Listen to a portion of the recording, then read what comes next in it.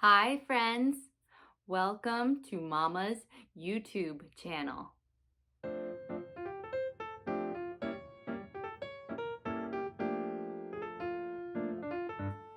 Today's book is called God Made Me in His Image, Helping Children to Appreciate Their Bodies by Justin S. Holcomb and Lindsey A. Holcomb, illustrated by Trish Mahoney. And you may recognize this artwork because this is a series of books that is written by this couple. And the one that I read recently is called God Made All of Me. This book is another awesome book that is all about helping to empower children to appreciate their bodies and the way that God made them.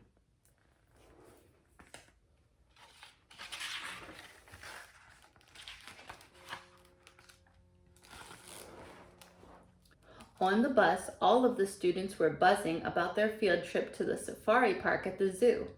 Everyone was excited except Ruthie and Mateo, who sat next to each other with sour faces.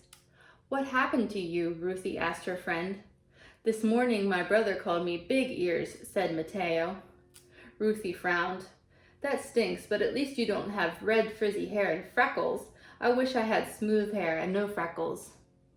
Just then, Mrs. Chen clapped to get everyone's attention. "Class, listen up. Since we've been reading Genesis and studying God's creation, I know we're all excited to explore the zoo." Everyone cheered and Mrs. Chen continued.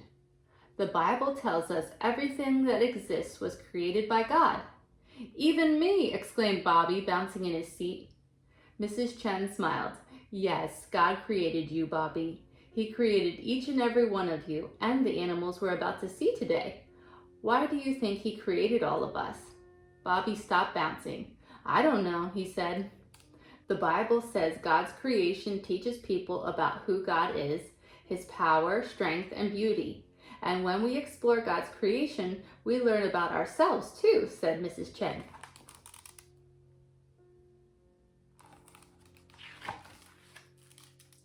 "Who remembers the list of everything God made?" asked Mrs. Chen. Tanaya raised her hand high. "He made light and space." "Very good. What else did God make?"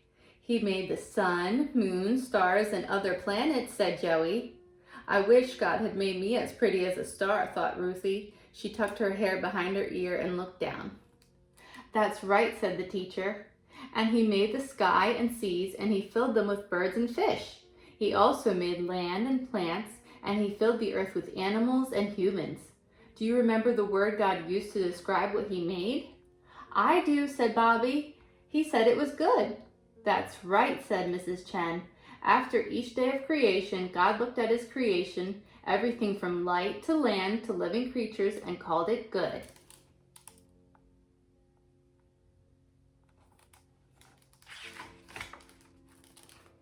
Does anyone remember what God said after making people?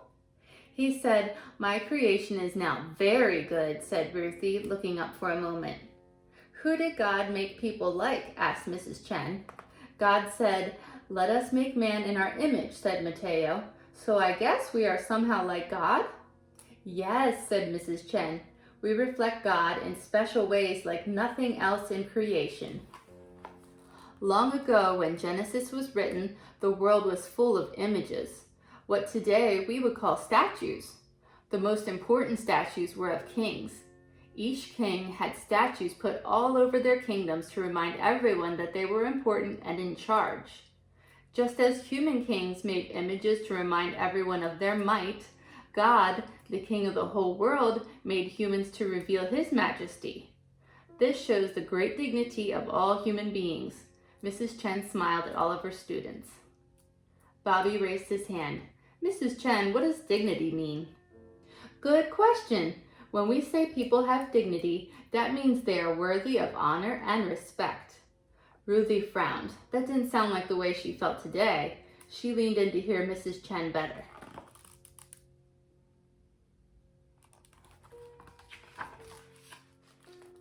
"So we are God's royal images?" asked Ruthie. "That's right," said Mrs. Chen. "Psalm 139 says, 'You created the deepest parts of my being. You put me together inside my mother's body. How you made me is amazing and wonderful. I praise you for that. What you have done is wonderful. I know that very well. Mrs. Chen continued, this verse tells us God designed you himself. God made you, all of you, on purpose. Every part of you is wonderfully made. I'm not sure my frizzy hair and freckles are wonderful, Ruthie whispered to Mateo. Or my ears, Mateo whispered back. The bus rolled to a stop and the students began to chatter.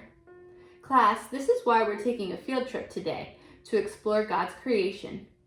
One way we learn about God is by looking at all he made, and that includes you. Let's go see the animals God made.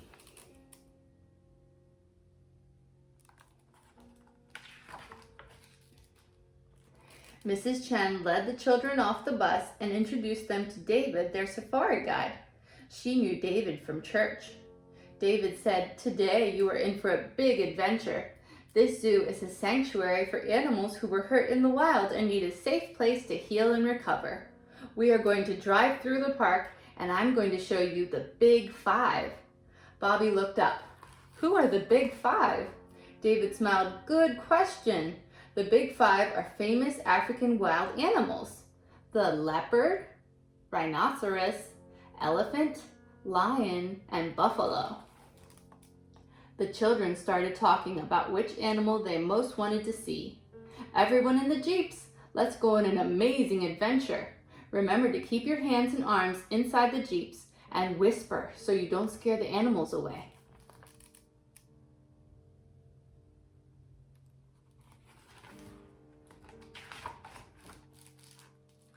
As the jeeps jostled over bumps in the road, David announced, when we spot an animal, I am going to tell you some important facts about how they are made and why that's important. Look to your left, kids. Now this animal isn't on the Big Five list, but she is big nonetheless. Under the acacia tree, you'll see the world's tallest living animal. A giraffe's height is helpful for keeping a lookout for predators such as lions and hyenas. The children gasped as a tall white giraffe emerged from the trees. David continued, Zoe is so beautiful. She has leucism, which means her skin cells don't produce any color. This not only makes her different from the other animals, it also makes her more vulnerable to predators since she doesn't have the spots that help camouflage giraffes. God still gave her other strengths that can keep her safe. She can use her long legs and neck to fight predators. A swift kick from one of her legs can do serious damage to a lion or hyena. She is one of a kind. Everyone always wants to get a glimpse of Zoe. Ruthie whispered to Mateo, I guess being different isn't always bad. Mateo agreed. Yeah, being different makes Zoe really cool. I still wish my ears were smaller and that my brother would stop reminding me how big they are.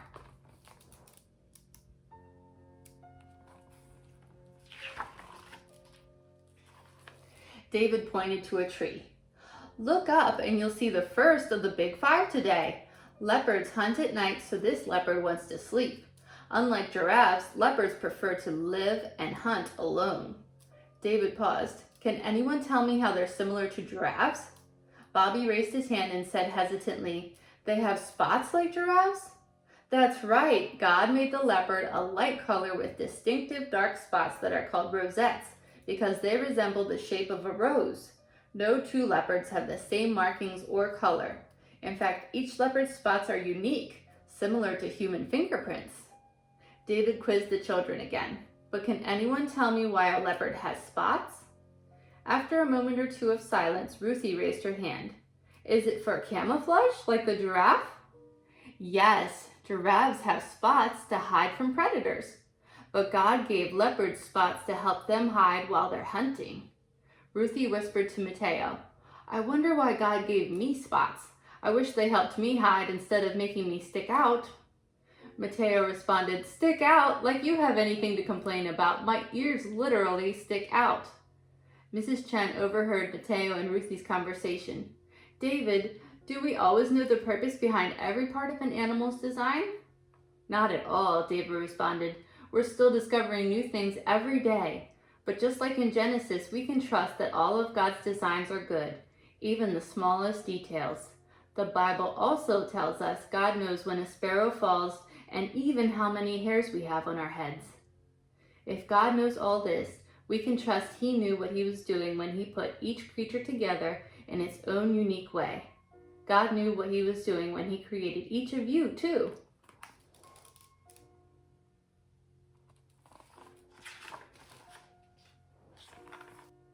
As they rounded a corner, David said, "Look towards the watering hole. Can you see the rhinos wallowing in the muddy pool? They are the second of the big 5 animals. They put mud all over to protect their skin from the sun, to cool off, and to remove parasites." Mateo pointed to a rhino energetically rolling in the mud. "That one looks like he's playing a game." "Good eye," said David. "That rhino's name is Jeremiah, and he is missing his left front foot. It was most likely caught in a poacher's snare trap. Many of the animals here are not quite the way God originally created them to be, whether from injuries or illnesses."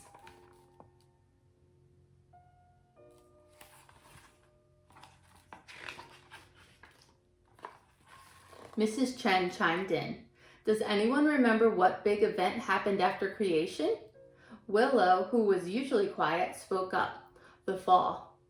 Mrs. Chen said, "Why, yes, Willow, the fall. When Adam and Eve disobeyed God, the whole world was changed. Everything that had once been purely good now had something else too: sin, disease, and death." David continued, "As you can see, Jeremiah doesn't let his injuries stop him from enjoying life. He's having a blast while accomplishing the same task as the other rhinos." Willow turned her head, revealing a large brown birthmark on the side of her face. "Of course, Jeremiah still enjoys life. A lot of people think having a difference with your body means you can't be happy, but that's wrong. Life is beautiful, even when it has hard things in it. And like Mrs. Chen said before, all people are worthy of honor and respect, regardless of the ways they may be different."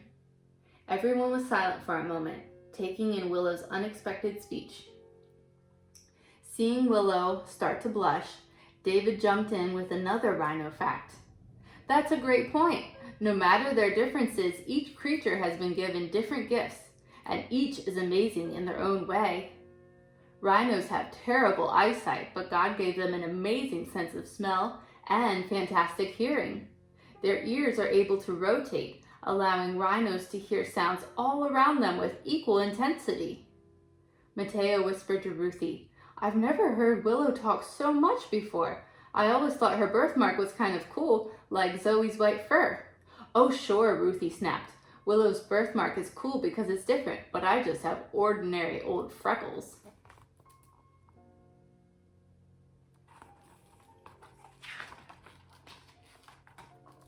"Here's number 3 of the big 5, David exclaimed. A herd of elephants grew larger by the minute as the jeeps drove closer. Bobby said, "Look at that smaller elephant. Its ears are so big for its head." Several of the other boys laughed, and Mateo's ears reddened, as if they'd been teasing him instead of the elephant. David said, "That elephant does have big ears. His name is Charlie, and I bet he loves his big ears." Elephants' ears help protect them from the sun's heat, just like a beach umbrella. And the ears of an elephant are also used for communication, so Charlie is one of the chief leaders for this group. Wow, thought Mateo, Charlie uses his big ears to do a lot of important things. But what are my big ears good for? After thinking for a few minutes, Mateo tapped Ruthie on the shoulder. Ruthie didn't respond, but Mateo spoke anyway. "I'm sorry for not listening to you very well. How my ears look was more important to me than using them for what God created them to do. If I'd been really listening to you, I wouldn't have tried to make the conversation all about me." Ruthie turned around. "I forgive you, Mateo." Smiling a bit, she added, "And it's about time you put those ears to good use." Her smile faded as she thought, but there couldn't possibly be any good use for frizzy hair and freckles. She stared at her appearance in the side view mirror of the Jeep.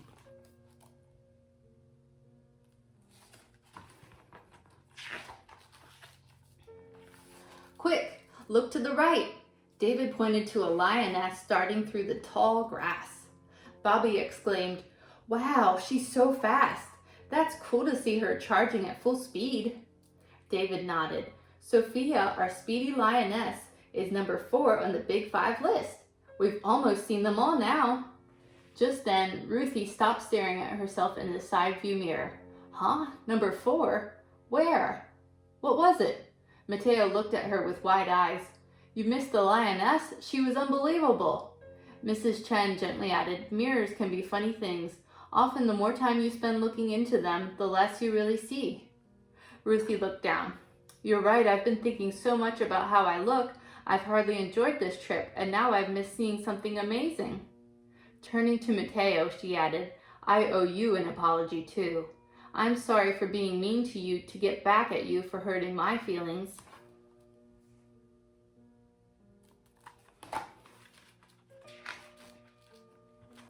Number 5 of the Big 5, the African buffalo, David announced.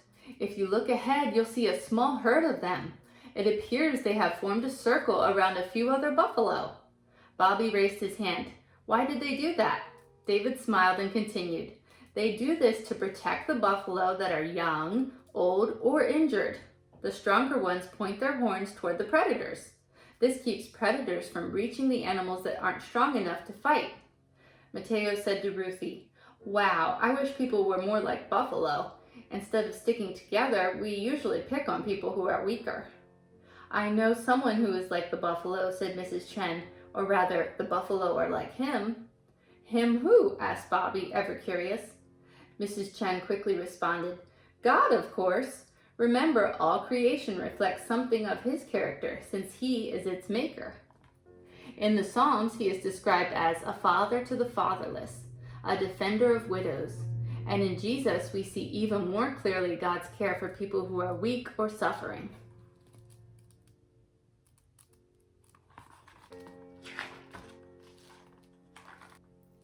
Just as Mrs. Chen finished, they pulled up to the Welcome Center.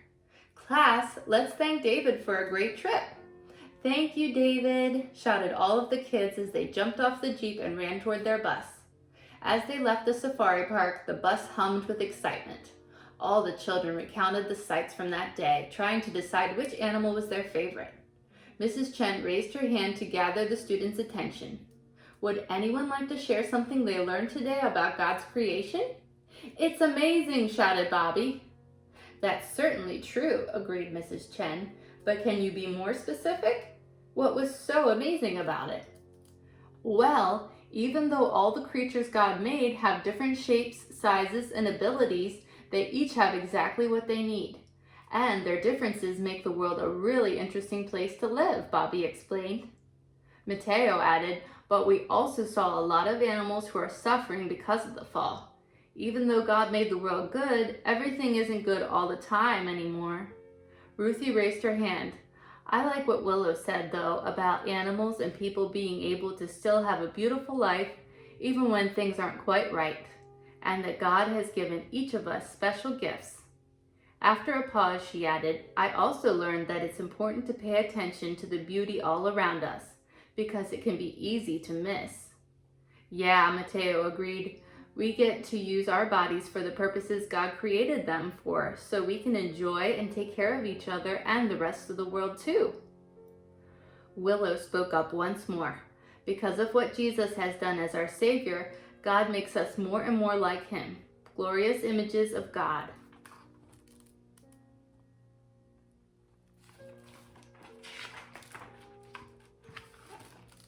Giraffe. The name giraffe is derived from the Arab word zarafa, which means the one who walks very fast. Giraffes don't drink much water. This is because they get most of their water from their leafy meals and only need to drink once every few days. Leopard. African leopards have strong legs that help them run at speeds of up to 36 miles per hour. They can leap vertically up to 10 feet in the air to catch a bird and horizontally up to 20 feet to cross obstacles. The eyes of the African leopard are capable of seeing 7 times better than human vision in the dark. Rhinoceros. Rhinos are known for their giant horns that grow from their snouts, hence the name rhinoceros meaning nose horn. African black rhinos have 2 horns. Elephant. Elephants have an amazing memory. Upon the return of a long-lost friend, elephants perform a joyous greeting ceremony where they spin in circles, flap their ears, and trumpet. Elephants' trunks are strong enough to pull down trees and delicate enough to pick up a tiny twig. When crossing deep rivers, elephants even use their trunks as built-in snorkels. Lion. A male lion's roar can be heard from up to 5 miles away, the loudest roar of any big cat species. But unlike house cats, lions can't purr. A lion can see 5 to 6 times better than humans, but when they are born, they are blind. African buffalo. The African buffalo is the only species of wild cattle that can be found in Africa. They have horns shaped like question marks. African buffalo have poor eyesight and hearing, but their sense of smell is excellent. Africa's little 5. See if you can find these famous African wild animals hiding as Mrs. Chen's class drives by. Elephant shrew, antlion, rhinoceros beetle, buffalo weaver, and leopard tortoise.